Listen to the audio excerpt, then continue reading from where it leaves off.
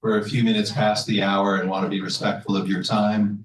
Hi, everyone. My name's Alex. I'm from Undergraduate Financial Aid, and thank you for joining us for our Fridays with Financial Aid. Just so you all know, we are recording this session so that we can eventually post it to our website, and there are a lot of people who wanted to be here but couldn't because of a scheduling conflict. So just do be aware of that.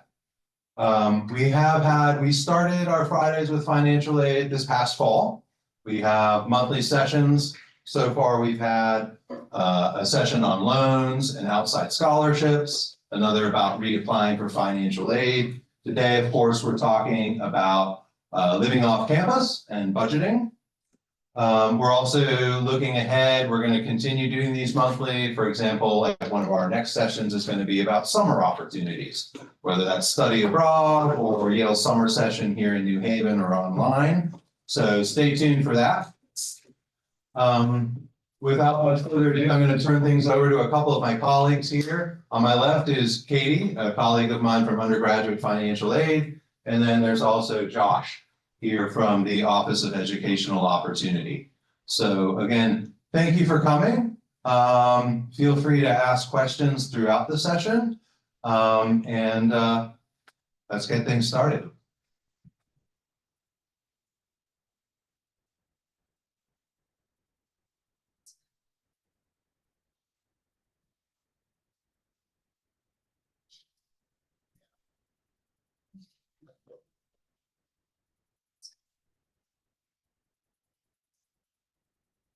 No, it is.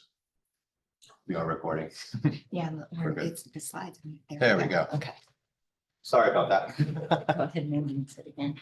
Hi, everybody. My name is Katie Brett. I'm, as Alex said, I'm in Undergraduate Financial Aid. I may have worked with multiple of you before.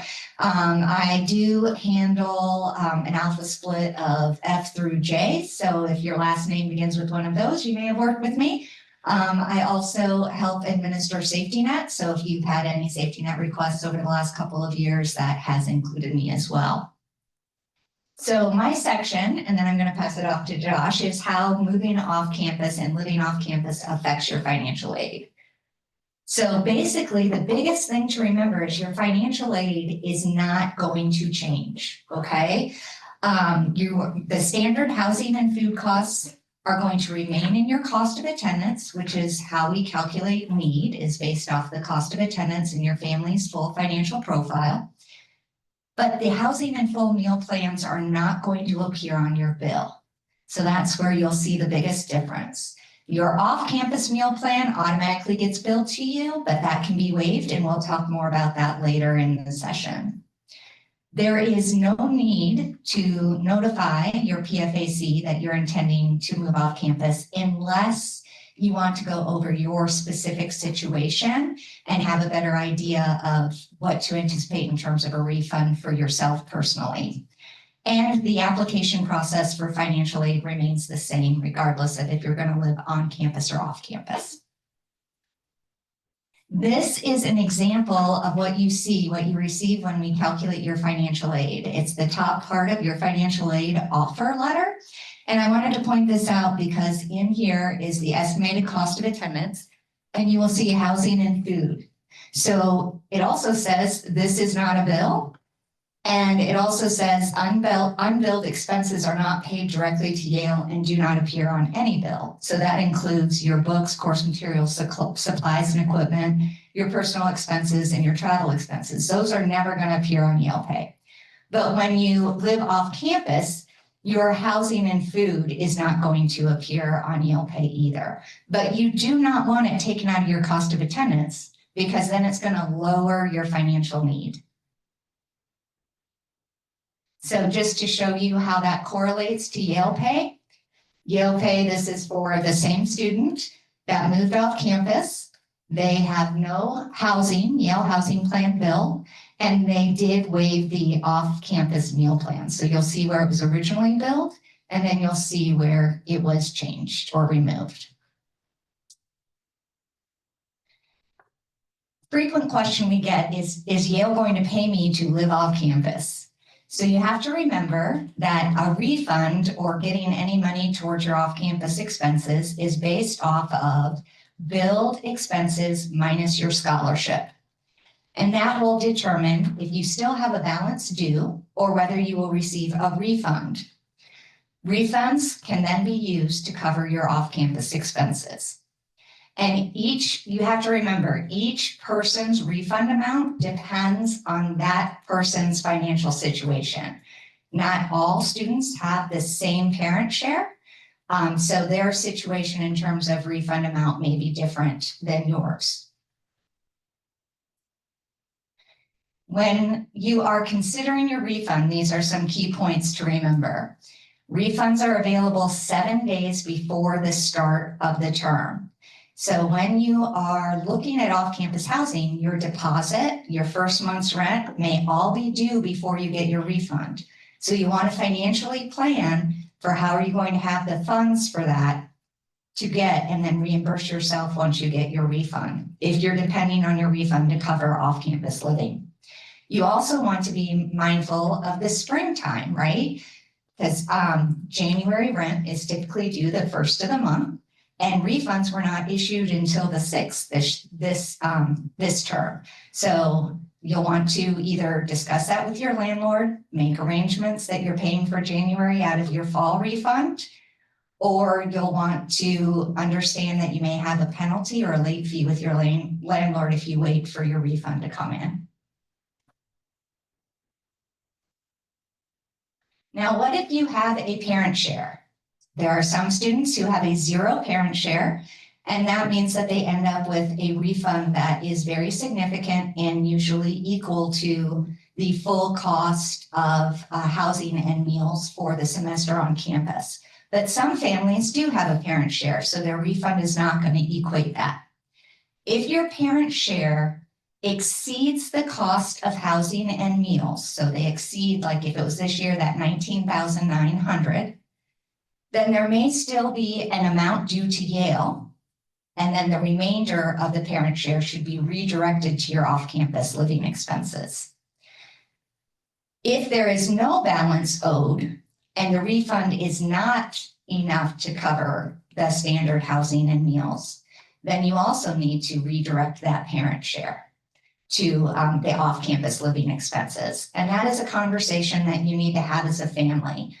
Are your parents going to want to pay that amount directly to your landlord? Do they want to pay your utilities directly? Do they want to issue you a monthly amount for you to cover those bills? Are they just going to give you the semester amount? So that's just some points that when you're discussing living off campus with your families, that you want to talk about the parent share, because it's not going to be reduced or eliminated. Other things to keep in mind: if you are looking at studying abroad, it may not be the best time to move off campus, because your lease typically is for 12 full months. And if you're living abroad, your Yale scholarship is going to go to those study abroad expenses, and financial aid cannot be increased to cover both. Now, sometimes a student will say, no problem, I'll find somebody to sublease. But what happens if you don't find somebody to sublease? Now you have your study abroad expenses and you have your New Haven expenses that you have to cover. So you'll want to keep that in mind, that if you're looking to study abroad, you may not want to also make the move off campus the same year. And this is just to reinforce the point I just brought up. Most leases are 12 months, but your financial aid is based off of the fall term and the spring term, or 9 months. So you will have 3 months out of your lease that you'll have to budget for or cover or find a sublease for during the summer months, but you will still be responsible for those expenses to the landlord and the utility companies. Making a decision after the housing deadline may result in a 25% housing relinquishment fee that is not covered by financial aid.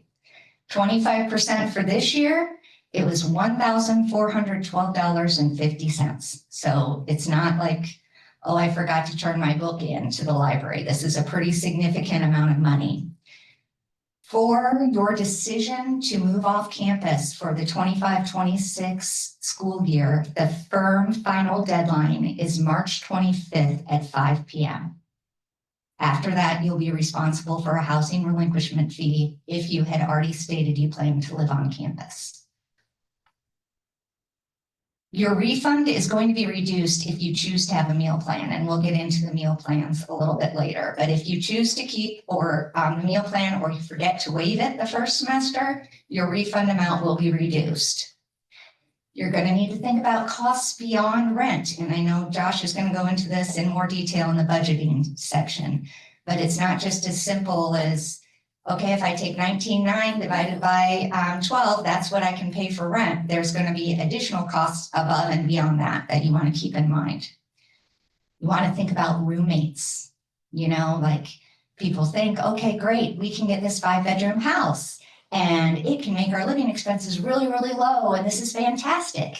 Okay, but what if all 4 people that are your roommates are morning people? And you're not a morning person, and they're up at 5 a.m. going for a 5K run, or maybe it's the reverse, that you are a day person and they're a night owl and they're blasting music and everything like that. So you want to have roommate agreements, make sure it's somebody you have lived with before or you know you can live with. When it comes to your lease, you're going to want to make sure that all roommates' names are on the lease and equally responsible for those expenses. Because if you do a 2-bedroom and you get a roommate and you say, hey, this is great, my $2,500 rent is going to be cut in half, and you put the lease completely in your name and that person moves out, guess who's responsible for the full $2,500 every month? So if you have roommates, you want to look at the lease, make sure everybody's name is equally accountable on that lease because it is a contract. You want to think about the commute. Yes, the further you get away from campus, rents can be a little bit cheaper, but then how are you going to get to campus? Do you really want to be fighting traffic or figuring out bus loops and maybe the bus that comes by that apartment? You have to leave an hour and a half before your first class. So you want to think about that. Sometimes it's worth paying a little bit more in rent to be part of the Yale shuttle or be within walking distance or even comfortable biking distance. But again, walking if it's raining or ice or whatever. And kind of the miscellaneous expenses that you don't think about are furnishing an apartment. You may rent an apartment that they say, yes, it's furnished, but that may mean they provide you with a couch, a bed, a desk, table, and chairs. But do you have pots and pans to cook with?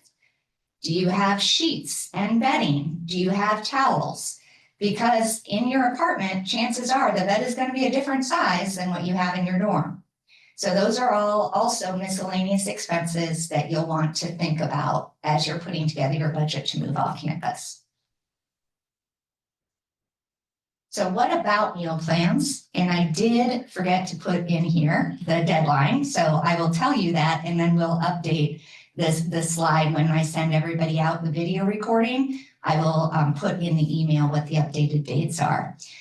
So you are not required to participate in any meal plan if you move off campus, but you're automatically enrolled in the off-campus meal plan. The off-campus meal plan gives you 5 meals on campus Monday through Friday. You can opt up for a full meal plan.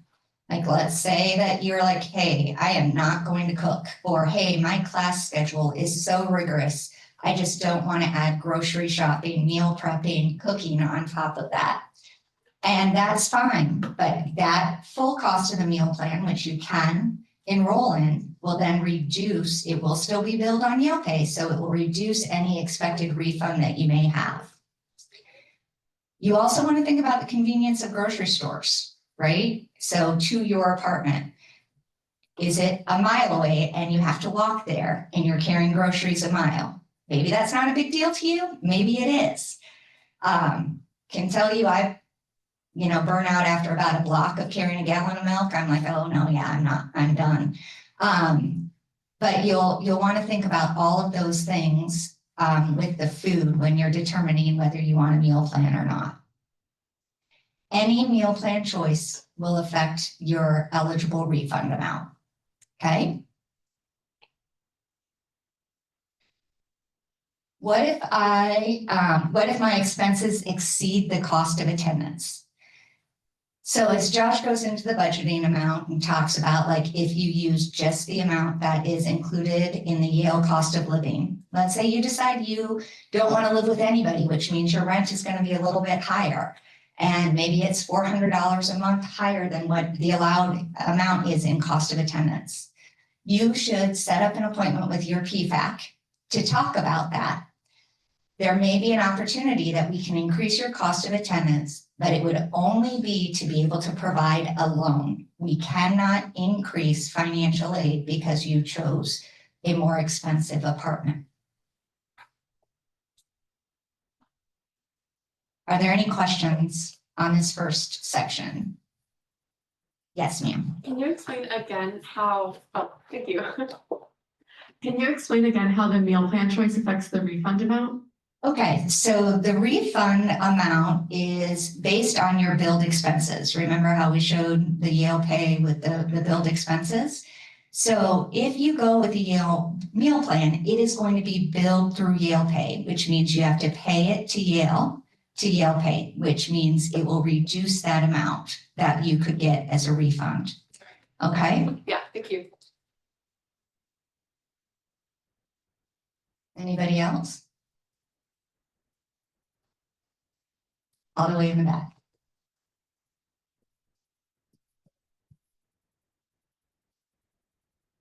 What does PFAC stand for? Personal financial aid counselor. So like I said at the beginning of the presentation, that my office split is F through J.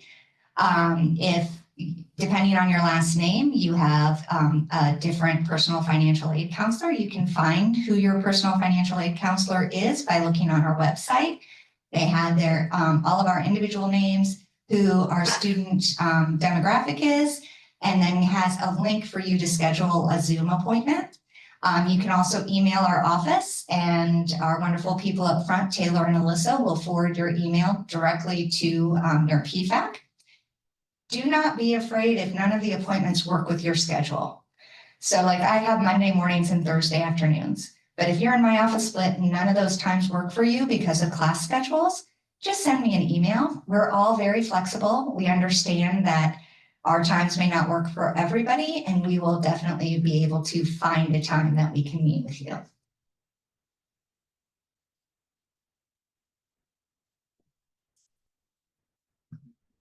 Let's say like hypothetically, I wanted to start like thinking about my budget, or like if I'm looking at places right now and I want to know what I can afford, is there any way that I can like roughly calculate how much my refund could be ahead of time? Like, is that possible? Yes, that is absolutely possible. You could set up an appointment with your PFAC and they can walk through it with you, but also for ease, you can look at Yale Pay, and you can look at the fall term, and you can look at the spring term, and you can just remove the housing line item, and you can remove the meal plan or sub in the meal plan line item that you want. So if you're going to use the off-campus, it would be this year's $17.50. We don't have next year's prices yet. And then what you can do is subtract that. That will tell you what your billed expenses are. And then go back to the formula we said earlier, billed expenses minus your scholarship, and that will tell you what your refund is. Okay, now you can look at that refund and you'll have to think about the fact that that is designed to cover about 4.5 months of your expenses. So if you have a 12-month lease, you'll want to divide that number by 6. So you know, this is my total amount that I have to cover rent, utilities, food, any commuting expenses. If you're going to drive to campus and park, if you have a parking expense, you'll want to look at all of those also. Sometimes you can find an apartment that will say, hey, all your utilities are included. Hey, fantastic. That's awesome. My daughter has one of those. But sometimes it is all separate. So you'll want to ask the landlord, what additional utilities do I have to pay? Do I have to pay internet?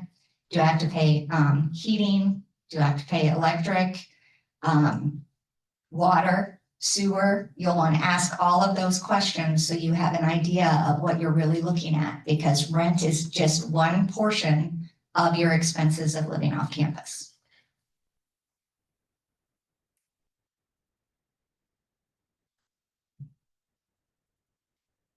Sorry, this may sound like a stupid question. No such thing. Where can I find, like, how can I apply for a refund? Like, I don't really see Okay. any portal to do that. That is a great question. So you go into Yale Hub, refunds and what is billed and payments, that's all goes through student accounts. So under Yale Hub, you'll see your tile that says student accounts. And you can click under that and there will be a section that says request a refund. And it will tell you what is available to you for a refund, how much you can request.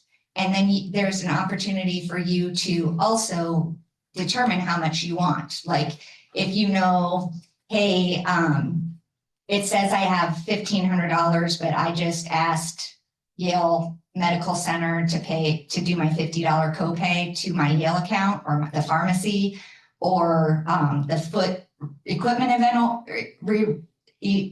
equipment rental fee there, then you may only want to say, I only want $1,450 of that $1,500, okay? The easiest way to get your money though is to make sure you have direct deposit set up. And under student accounts, there's a section, I believe it's called direct deposit authorization. And so you'll want to authorize that they can direct deposit your refund to you. That it will ask for your routing number, your account number, and all of that information in there. That will get you any refund within 3 to 5 business days from when you request it. If you don't have direct deposit information, then they cut a check. They only cut checks certain days. If you have not made arrangements to pick it up directly from student accounts, they'll mail it to your home address. So it could actually be weeks. You know, if it goes to mom and dad don't have access to your bank account, then they have to mail it back to you. So direct deposit is your best friend when it comes to getting refunds. Thank you. You're welcome. Any other questions? If you come up with ones as Josh is presenting that also tie to financial aid, that's fine. Feel free to ask them at the end. And I did want to point out that Tony and Rondell are also from financial aid in the back. And so if you also had any questions, maybe you weren't comfortable asking in a large group, you can always direct them to Alex, myself, Tony, or Rondell after the session, and we're happy to answer them. So this is a question more from the beginning of the session, but we mentioned that this will be recorded and posted.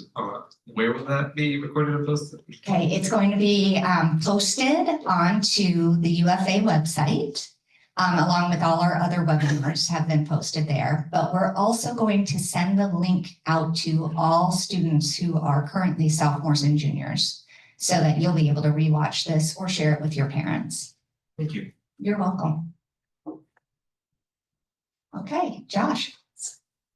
Awesome. Thank you so much, Katie. I really appreciate it. Can we give a round of applause for taking in the whole financial aid team? So I'm seeing some new faces I haven't seen before. So my name is Josh. I use he, they pronouns. I'm the new assistant director for FGLI Student Success. FGLI stands for First Generation and or Low Income. So if you heard of the FGLI Thrive program and you're part of our mentorship program there, I'm the one that's sending all the emails and overseeing that. So we're going to go a little bit into budgeting for living off campus. As Katie mentioned, living off campus is very expensive. It is an opportunity potentially to save money. It is potentially an opportunity to gain a little bit of independence and start practicing a little bit more of what self-sustenance would look like. But we have to be real with the facts that we do live in a city. We live in an urban area and things are going to cost more. Food costs more, rent costs more, electricity costs more. You're going to have a clear idea of what inflation means that all the economists are talking about. But how do we prepare to make sure that you're able, if you decide to go on the journey of living off campus, you have enough to reach your goals? So what is a budget? A budget is a plan to make sure that you have enough money for the month and for the future. It takes into account for what your income is, with which as a student, your income would be any refund that you receive in your financial aid from housing and whatever meal plan you decide to go with. It is also whatever part-time job you have and any sorts of income you might have in that realm. Your expenses would be your rent, your cost of utilities. I have a whole list that can show you just an idea of like what to potentially look out for if you're looking for a residence off campus. It's also whatever you decide to spend on the daily. If you decide to eat out versus going grocery shopping, those are two expenses, but they change, and the amount of it is the amount of money you pay in that expense. And then your financial goals. What is something that you're reaching for? Do you want an updated technology? Do you want a new outfit? Do you want to travel? Do you have the desire to see like a theater show or whatnot? Whatever your budget is, you want to make sure that you have enough saved for these bigger expenses and these sort of joys of life that finances can provide you. And as an adult, thank you. That mic just gave up. Sorry about that. As an adult, you must manage your money. So you sort of start to have an idea of what that looks like with your first couple of years here. But when you're living off campus, it is crucial to keep an idea of your budget. So the goals of like why you want a budget is so that you don't run out of money. Especially if you're on financial aid. If you're on full financial aid, that means you might not have a lot of resources back at home. And that's okay, but that means you want to make sure you're not taking on additional debt. If you take on credit card debt, or if you take on a loan, there is an interest, which means there is an amount that you have to pay the renter back for the privilege of using their money. And not all loans are bad. There are beneficial ideas of taking a loan. I was lucky enough to go to Princeton, went abroad, a lot on Princeton's time for like 15 countries. I have $15,000 in debt. I was on full financial aid. All that debt was just for travel opportunities. That's something that I pay about $200 a month on now, and I'm more than willing to keep doing that for 10 years because the expense was worth it. So as Figly peeps, we might be nervous about taking on loans, but depending on the cost benefit of it, it could be potentially a good idea to take it. Now, if you go for housing, you really have to evaluate, am I going to take this loan if it's going to cost more than the cost of attendance to live at Yale to live off campus? That is really a pro-con list that you should write down for yourself. You want to also make sure that you have a budget that way you stay fully engaged on campus. Your experience in undergraduate here is one of the best experiences you're going to have in your life. I know it doesn't always feel like that, especially around finals, but it really is a great time to sort of meet other people, explore your academic interests, just take on new hobbies. But the weight of financial limitations does play a role in anxiety, and it does take a weight on the mind. One way that you can alleviate that anxiety is to have a plan. It's the same thing if you're journaling and you're working with mental health. When you put things down on paper and you have a plan that's built out, you don't eliminate the anxiety, but you do minimize it. And this is one of the ways that you can minimize your financial anxiety, especially if you are in high need and full coverage.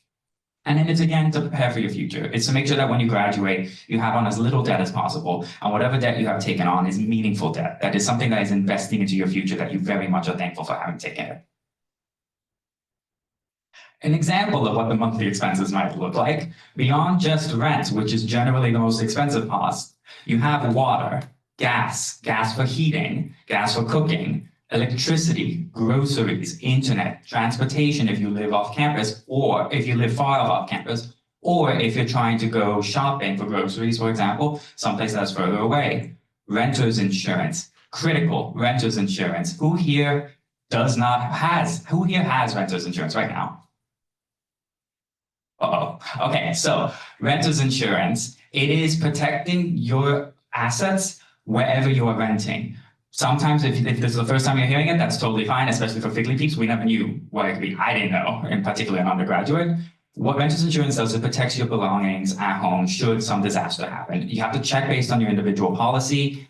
You could look at Geico, you could look at any of the insurance companies that you would normally know for like auto insurance or whatnot, that you see the ads for and the jingles. They typically have student insurance for renter's insurance.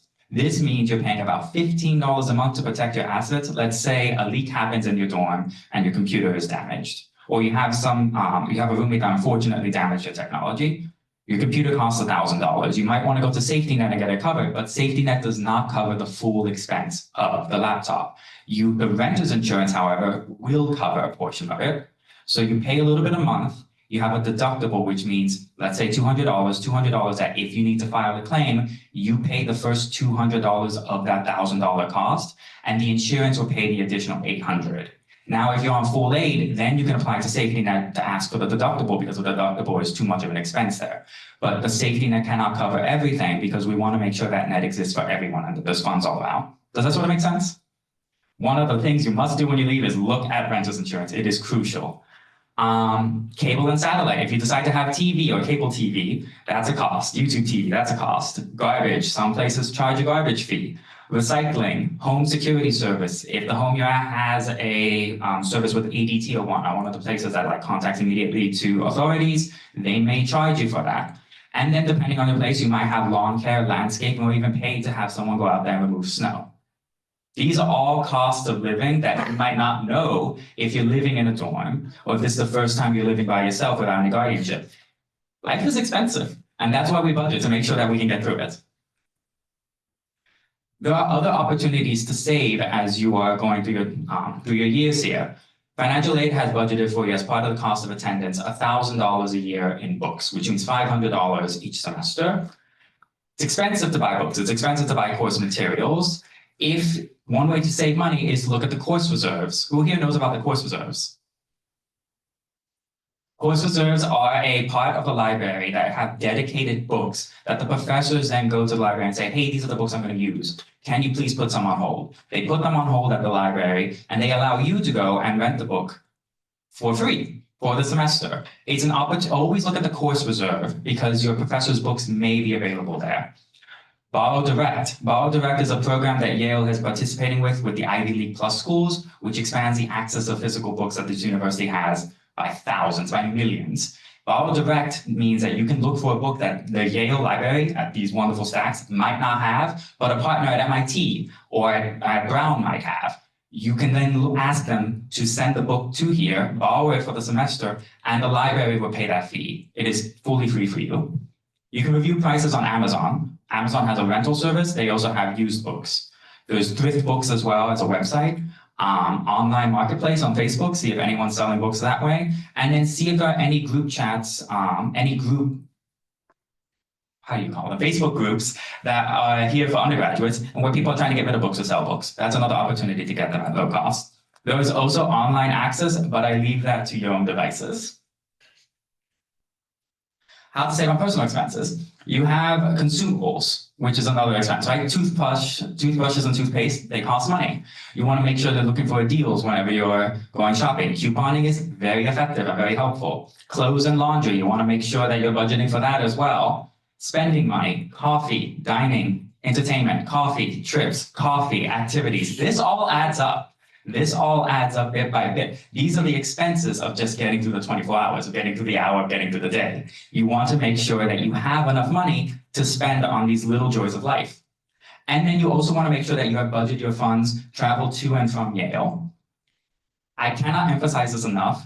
It is important to book early, 2 to 3 months in advance. I happen to have met once with an executive from Air France, and he confirmed to me that it does matter that you book on a Tuesday, because there's less traffic and it works on their budgeting. You want to book it on a Tuesday. You do want to use incognito mode because they do track the prices based on what you're purchasing. If you are going international, either to return home or to go abroad or studies or internship, it could be potentially useful to download a VPN and try to look at the flight from the home country you're going to.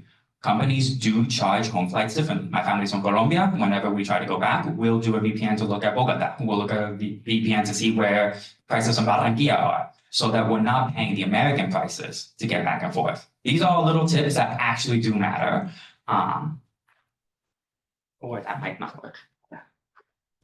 A couple other things about saving money that I just learned.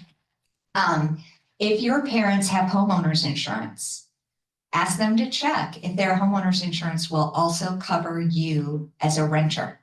And sometimes your leasing company will accept a copy of that policy, and now you don't have the out-of-pocket expense. The other thing that I just learned and saved me $60 a month is if you have T-Mobile, they're giving you free Netflix, free Apple TV, and free Hulu for streaming services. So for me, that's $60 a month. That's a couple flights back home to Florida each year. Actually, I forgot. I think this mic is working on it. I forgot about that actually. I'm on T-Mobile. It's useful. It helps save money there. Thank you so much, Katie. All right, so a general idea of like a budget, what that might look like. I am personally someone that watches every single penny I use, and I have Excel that I update every single day. And I take a look at it, see where my expenses are going in and out. You do also want to establish a habit of at least checking your account once, twice a month, just to make sure that there are no expenses that you did not expect there. But for me, one way I want to give that one template I would like to give y'all is this sort of Excel sheet, and we're going to send it along with a presentation. On the right, you have your total monthly income here. Your total monthly income depends on both your annual income and your monthly income. So as a student, your annual income would include the housing fee based on 2024, 2025 numbers, or housing cost of $11,300. That's a refund that you will get if you decide to live off campus, and you apply for the refund through the financial aid website. If you decide to fully go to take no campus dining plan, you can receive up to $8,600 again based on the 24-25 numbers, meaning that you have $19,900 for the year. Remember, this is accounting for 9 months. This is not accounting for the whole calendar year. So you need to budget this accordingly. And then if you have a part-time job, let's say about $600, you would add that $600 to 1/12, not 1/9, but 1/12 of the annual income for a total income of $2,258.33. Now, this means that is your cap. That is the max amount you want to spend every month. How do you then break that down to your expenses? We decided to use a language that financial aid uses, so it could be a little bit simpler there when we're just looking at the cost of attendance. You have your living expenses, and then you have your personal expenses. So your living expenses can include rent. Oh, sorry, I keep opening up. Living expenses, rent, let's assume $1,200, water, $20, gas, $75, electricity, $150, groceries, $400, internet, $55, renter's insurance, $15, living total of $1,915. That's a lot of money just for being able to live off campus, just for the ability to be someone who is able to nourish themselves and have shelter. You want to keep these costs in mind. Then you've got your personal expenses. Toiletries, $20. Laundry, $15. Cleaning expenses, $20. Dining out, $100. Entertainment, $50. Miscellaneous spending money, $20. $225. We're keeping this number that's calculated here is based off financial aid's projected budget of $1,700 that your personal expenses are. So if you divide that by 12 months, oh no, 2,700? My bad, yes. I think the number's still out. Yeah, 2,700. Oh, this still adds up. Yeah, my bad. This is a typo here. I'm sorry. So it is $2,700 a year, but that comes out to $225 a month for 12 months in your personal budget. That means your total expenses are $2,140 for the month. That gives you $118.33 left over. You now have two options. You can either spend this money elsewhere along this budget, or ideally keep this into savings. Now, if you're able to open up a savings account, that means instead of paying interest on a credit card where you're paying the bank is instead paying you money for the privilege of taking your money and running off on the S&P 500 with it. So now you have this money on the side that you could save for other things. You could save for summer expenses. You could save for a nice outfit. You could save for a nice dinner, things like that, whatever you want to do and with your finances. You also want to keep track of annual expenses. So Yale projects that based on your location, they'll tell you how much the projected cost of travel would be for 2 round trips. Let's say if you're going to Florida, that's $900 across the year. So every semester you want to budget $450 to make sure that you can come to and from campus, again, booking early.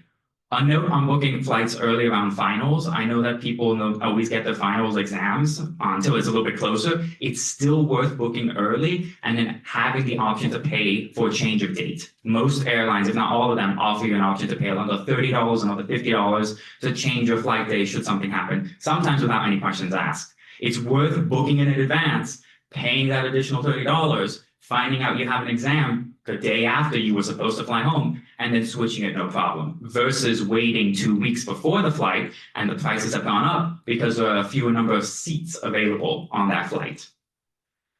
You also want to keep track of your annual expenses for books. You want to make sure that you have the $500 set aside there, and at the beginning of the semester, on your first monthly template, you would need to pay $500 for your books. So you want to budget up to $500 for your books and school supplies. Any questions about this overview budget? Fabulous. So then the other 12 tabs that will be there, well, right now there's only one, but you could just sort of copy paste these other tabs, is your monthly breakdown. So that was the initial overview plan. That's what we're aiming for. That's the goal that we want to hit with our money. Every month, you actually have to hit that goal now. So this is a little complicated. And sorry, I tried to color it so that it would look a little clearer what's where. Your monthly budget pulls from the first tab. $2,258.33. Your monthly budget is your income, financial aid refund, and the amount that you're working. Your monthly living expenses. This is your projected budget that we ran through in the numbers, $1,915. Your monthly personal budget, $225. Now you go onto this side, and this is where all the fun of like journaling your expenses comes through. We can start with living expenses. Again, you have this 1915, and you can start filling out all the costs that it actually cost you. Rent is going to be just the same because it's typically always the month cost that you will see in your lease. Water, gas, electricity, these three costs vary depending on the temperature and how much heating you use, depending on how long you're at home, depending on how much water you want, if you leave the taps open, or if you have all the lights on. This cost can change. It can go lower or it can go higher. That's why you want to check every month to make sure that you're trying to hit that number, trying to maintain under that budget. But if you go over, you can see where you have to squeeze left and right.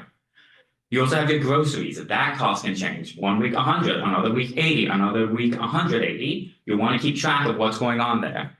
Now you have what's left over, $45 left in your budget. That's awesome. That's $45 that you can put into savings or you can put into your personal expenses. Personal expenses, coffee, $6.80, toiletries, $15, coffee, $6.80, movie, $13.50, coffee, $6.80, laundry, $5, eating out, $30, Amazon, $70. These all add up. And these are the costs that really sneak up on you. So again, that coffee is expensive. That little croissant in the morning can add up. Always look for food on campus. Tupperware is your best friend. Like you really just want to minimize as much as you can on your personal expenses. Again, you have some remaining here so far. So you've got $234 left for the month. Again, you can decide whether to keep it or to put it into savings. Does that sort of make sense? Now, this is a very deep overview. I think we're going on the next slide. This is a very like hands-on intensive budget, but there are other options if you don't want to do the spreadsheet option. You can use Every Dollar, which Katie personally uses on her job store. She showed me how the app works earlier. It's fantastic. It does all of this, but much easier, and it keeps track of everything for you. Rocket Money is something that has gained a lot of popularity because it can cancel subscriptions. I do want to put a little asterisk though that I heard something about a lawsuit. I have no idea if it had to do with ads or it had to do with privacy, so just double check that. But you can also search up on your app store and search up on reputable financial websites such as Nerd Money, NerdWallet, or Forbes to see what other apps they recommend. Some might charge a fee, but there are many out there that are free. To work or not to work. So as we went over, there is a set budget of the cost of attendance that has been projected to you, projected based on the numbers around that financial aid has done every year they update. Now, what if you want to, at first you would need to work to make up that personal share, right? If you're on full financial aid, you might receive a little bit of a return on a stipend, but it will not cover your full personal expenses. You can decide to fill that gap either through a loan or through work. I want to make the pitch for work though, because research shows that students with the highest GPA work 6 to 10 hours a week. Why is this? It's because it provides you a break from academics. It provides a new way of mental stimulation that is not just focused on your books or your essays or your PSETs. It's a source of social engagement, another realm of socializing that is not specifically dedicated to your academics. And it provides more income for financial engagement. It allows you to buy that coffee. It allows you to see those movies. It allows you to enjoy life in that way. I do want to put a plug in that like, if you are doing work, I know many times a lot of us do not like to labor, but I do believe that people like to create. And so try to find a job that allows you to create and compensate you very well there.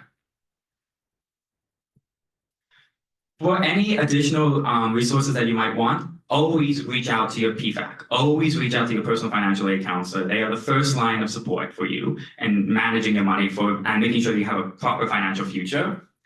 Your residential college dean is always a good support and always try to stay in touch with them. Should any roommate issues or like if you want to discuss who you want to room with or you want to discuss like just living off campuses, or even if you have any personal concerns, always go to your residential college dean. Office of Career Strategy, very helpful for also navigating what expenses might come around for applications. If you're a junior looking into taking tests like the GRE or LSAT, there are people that can talk to you more about what those fees look like and what companies would expect from you there. Finlit.yale has a wonderful array of resources, particularly around credit cards and taxes.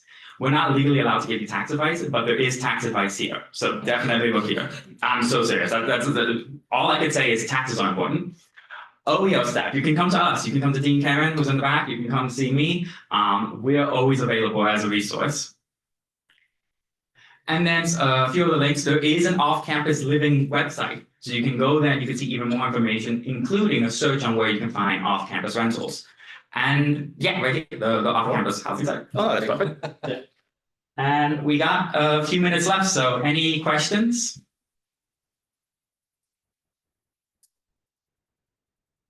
Was this helpful? You can say no if otherwise. Any question is a good question. We'll also be here. So, I know we've talked a little bit about roommates, and I think that's been sort of in the idea of, one person to a bedroom in an apartment. I have heard that for at least some housing groups in New Haven, they will actually upcharge the rent a little bit if you have two people in a room. How much do you know about that, and like how much can one expect, if you know? That I do not know, but it really depends on the landlord. It depends on who's renting the property and at what cost. If you decide you are rooming with someone that you're comfortable sharing a room with, ask the landlord during your search, hey, I know this is one bedroom, but there are two of us staying here. What would be the cost? Is that something that you accommodate for? And double check with them to see what it is. It is a case by case basis, unfortunately. Okay, thank you. A quick note on leases. You want to read through the lease. Line by line, it is one of the most important documents you're going to sign in your life. It is telling you what the conditions are of living there, whether you can have pets, whether you can't have pets, whether there are quiet hours, whether all utilities are covered, or some utilities aren't.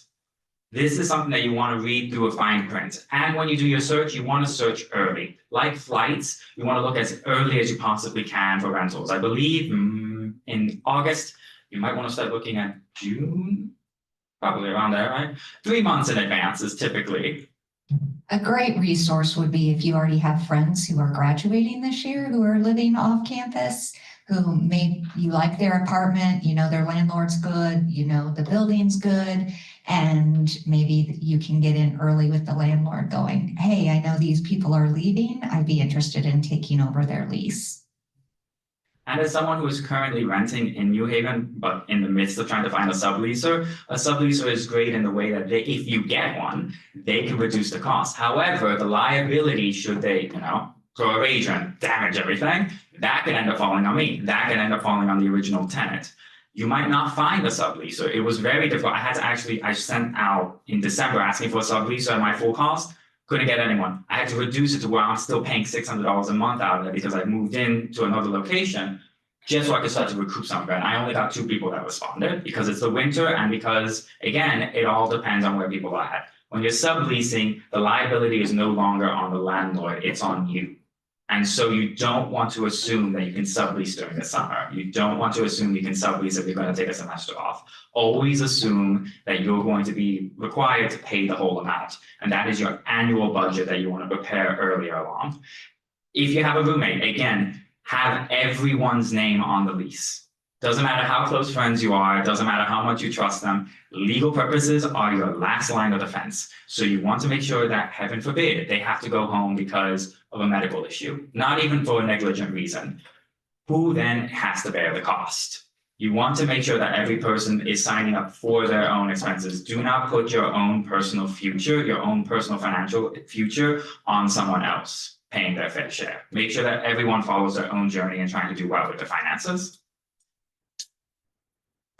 I just want to reinforce what Josh said about making sure you read that entire lease.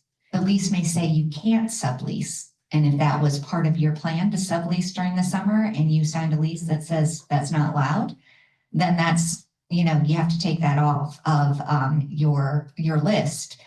The weirdest lease to date that my daughter's lease says she has to have 60% of her floors covered with area rugs. And it's because they live in a wood floor building and it creates so much noise that everybody's required to have 60% covered. Otherwise, they could come in and make you buy rugs if there's noise complaints. So there is always weird things in a lease. Make sure you read the whole thing thoroughly. There is no like standard template for a lease. It's a free country. Landlords can decide what they want to do with their property and their estate. So you really want to read through every single lease that you are offered.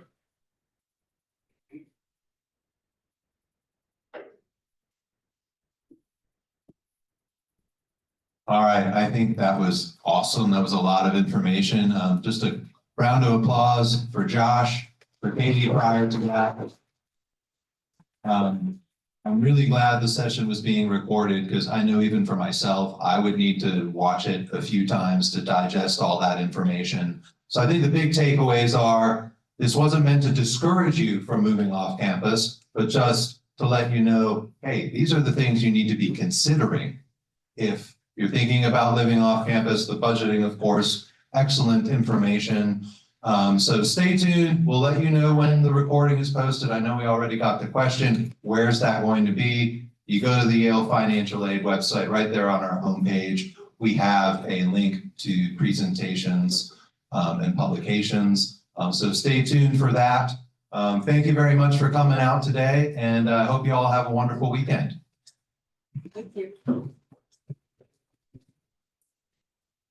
Should I end it here?